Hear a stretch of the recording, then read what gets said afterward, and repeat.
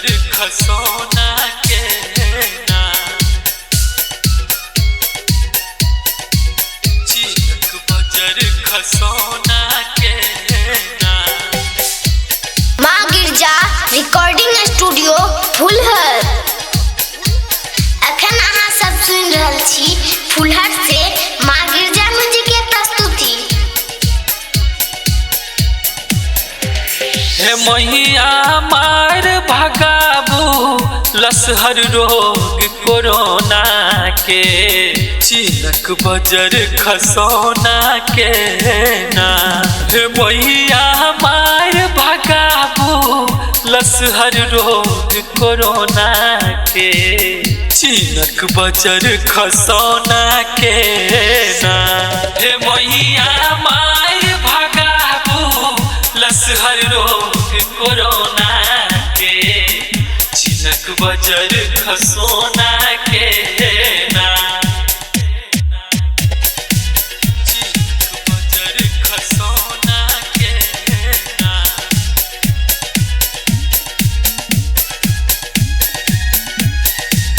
Chinook बजर खसोना के ना।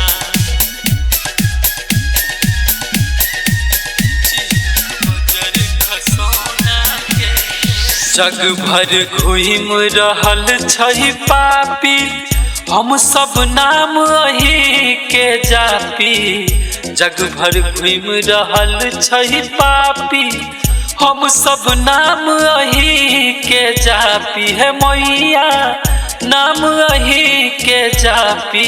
जल्दी हवन कुंड में झोंक मुँह जरौना के चिनक बजर खसोना के ना। कि जल्दी हवन कुंड में झोंक मुँह जरौना के चिनक बजर खसोना के ना। हे मैया मार भगाबू लसहर रोग कोरोना के चिनक बजर खसोना के ना।